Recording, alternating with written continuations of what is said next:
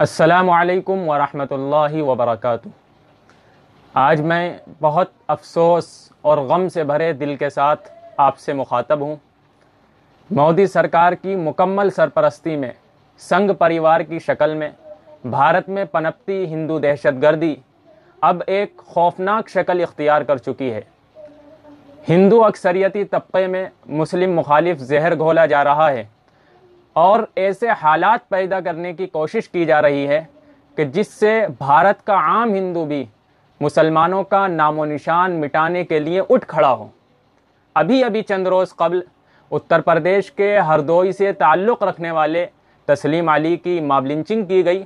اور پھر اسی پر جھوٹا آروپ لگا کر کیس درج کیا گیا، اور بجائے اس کے کہ ان غداروں، آتنکیوں اور مجرموں کے خلاف کارروائی کا مطالبہ کیا جاتا، ان کی رہائی کے لیے احتجاج کیا گیا۔ دوسرا واقعہ بریلی کے 32 سالہ مسلم نوجوان باسط علی کا ہے۔ باسط علی کو کچھ آتنکیوں نے چوری کے صرف شبے میں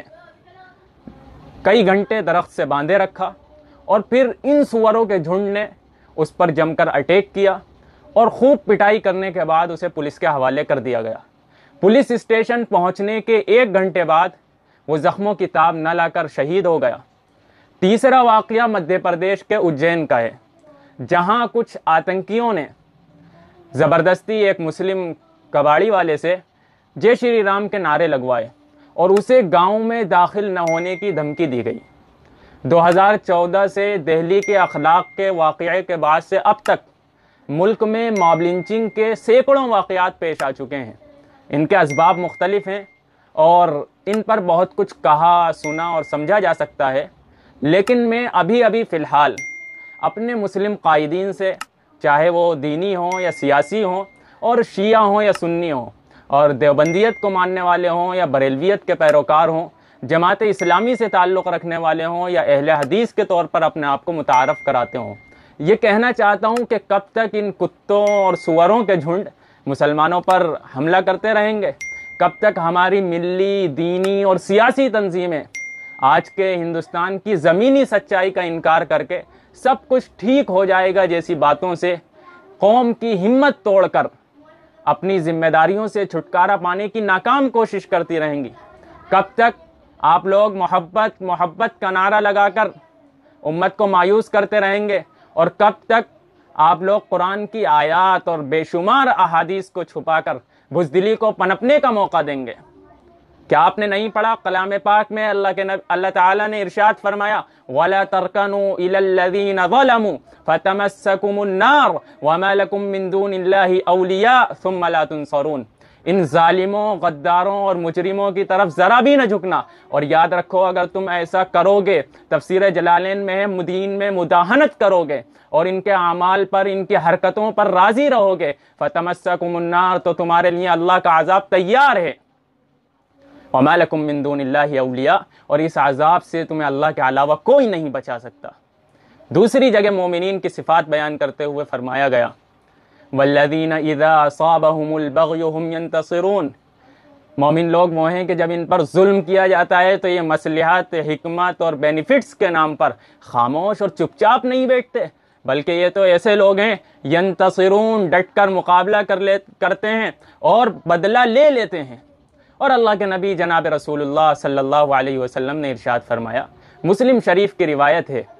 المسلمون کرجل واحد ان اشتکا عینہ اشتکا کلہ وان اشتکا رأسہ اشتکا کلہ، کہ مسلم قوم کی مثال ایک انسان کی طرح ہے، اگر اس کی آنکھ میں درد ہوتا ہے تو پورا جسم درد محسوس کرتا ہے، اور اگر اس کے سر میں درد ہوتا ہے تو بھی پورا جسم درد محسوس کرتا ہے۔ اگر آپ ان لوگوں کو جن کی صرف اس بنیاد پر ہتیا کی جا رہی ہے کہ یہ اللہ کو ماننے والے ہیں، رسول کو ماننے والے ہیں، اگر آپ انہیں مسلمان سمجھتے ہیں تو پھر آپ صرف زبانی بیانات اور پریس کانفرنس پر اکتفا کیوں کرتے ہیں؟ ماب لنچنگ ہوتے ہوئے ملک میں 7 سال ہونے جا رہے ہیں اور آپ کوئی ایسے لائحہ عمل اور کوئی ایسی پالیسی نہیں اپنا سکے جس کے ذریعے یہ کتے اور سوروں کے جھنڈ ختم ہو جائیں اور جس کے ذریعے یہ دہشت گردی ہمیشہ کے لیے دب جائے، دفن ہو جائے۔ اور معاف کیجئے گا کہ ایک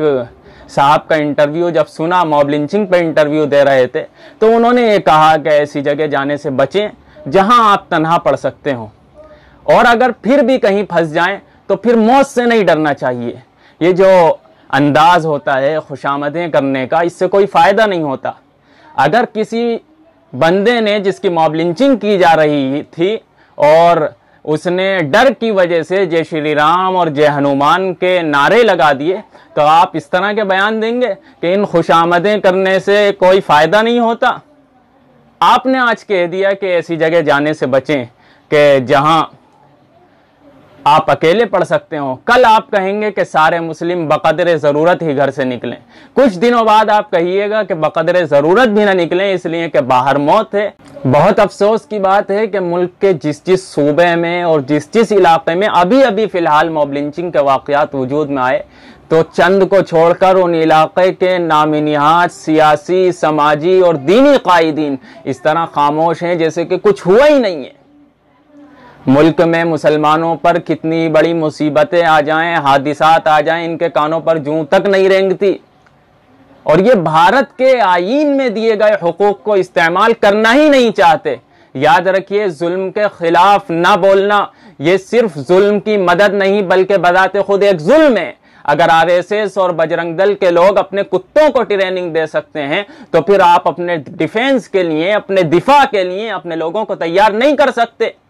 ملک کی آزادی کو تقریباً 70 سال ہو گئے اور آپ روز بروز تنزلی کا شکار ہیں، خود بھی گر رہے ہیں اور مسلم قوم کو بھی گرا رہے ہیں۔ یہی وجہ ہے کہ آج سے 20، 40 اور 50 سال پہلے آپ کی بات میں جو دم تھا، اس دم کا آج دم گھٹ چکا ہے۔ بابری مسجد پر ناجائز تعمیرات اور طلاق ثلاثہ کے بل کا بآسانی پاس ہو جانا اور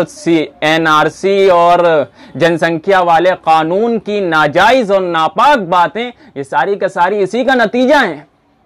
اور آپ خود کہتے ہیں کہ آج ملک کے حالات ایسے ہیں کہ اس سے پہلے کبھی ملک پر ایسے حالات نہیں آئے۔ کل آپ اعلان کر رہے ہوں گے کہ آج ملک کے حالات ایسے ہیں کہ جیسے کبھی اسپین کے ہو گئے تھے۔ یاد رکھیے، آپ اس جملے کے ذریعے اپنی حکمت عملی اور اپنی پالیسی کی ناکامی کا اعتراف کر رہے ہیں۔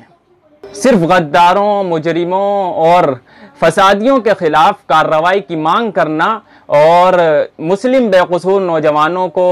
کی رہائی کا مطالبہ کرنا اور خورد و نوش کی چند اشیاء لوگوں میں تقسیم کرا دینا یہ مسئلے کا حل نہیں ہے،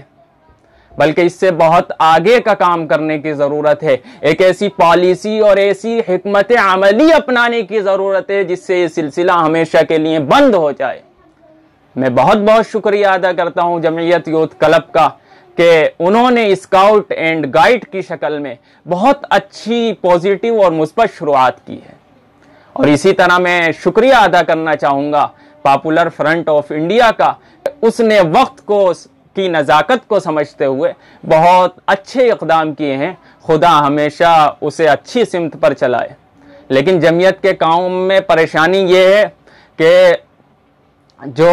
عیش پرست، بزدل اور ڈرپوک مولوی ہیں وہ اس کا ساتھ دینے کے لیے تیار نہیں ہیں۔ جو مدارس کے منتظمین ہیں، عوام ہیں، وہ کوئی بھی اس کا ساتھ دینے کے لیے تیار نہیں ہے۔ یہی وجہ ہے کہ جتنی برق رفتاری اور تیزی کے ساتھ یہ کام ہونا چاہیے تھا، اتنے ہی دھیمے پن اور سست روی کے ساتھ یہ کام ہو رہا ہے۔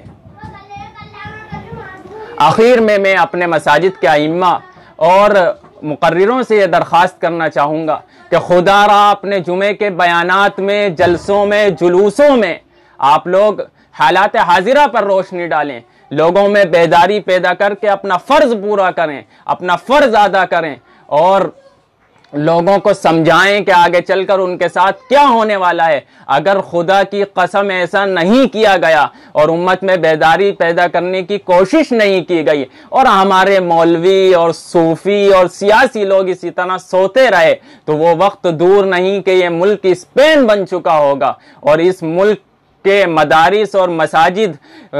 شراب خانوں میں تبدیل ہو جائیں گے اور یہاں کی زمین مسلمانوں کو دیکھنے کے لیے ترسے گی۔ میں دعا کرتا ہوں اور خدا سے کہتا ہوں کہ میری یہ بات 100% غلط ثابت ہو جائے۔ اس مختصر سی بات کے ذریعے میں نے اپنا فرض ادا کرنے کی ادنا سی کوشش کی ہے، اور میرا ارادہ اور میری نیت کیا ہے یہ خدا مجھ سے اور آپ سے زیادہ بہتر جانتا ہے۔ میں سمجھتا ہوں کہ میری یہ باتیں کچھ لوگوں کی بیماریوں میں اضافے کا سبب بنیں گی، تو میں ان سے معذرت اور معافی چاہتا ہوں۔ اس ویڈیو کو آگے بڑھانا، حق کی بات کو آگے بڑھانا، امت میں بیداری پیدا کرنا اور امت کے شعور کو بیدار کرنا یہ آپ کا فرض ہے۔ اگر یاد رکھیے، اتنی موب لنچنگ کی خبریں سننے کے بعد، اس طرح کے گندے اور غلیظ اور ناپاک بیانات سننے کے بعد، اگر آپ کا ضمیر اس ویڈیو کو یا اس طرح کی باتوں کو آگے بڑھانے پر آمادہ نہیں کرتا تو سمجھ جائیے کہ آپ کا ضمیر زندہ نہیں بلکہ مردہ ہے۔ میں اگر گستاخی ہوئی ہے تو معافی چاہتا ہوں۔ والسلام علیکم ورحمۃ اللہ وبرکاتہ۔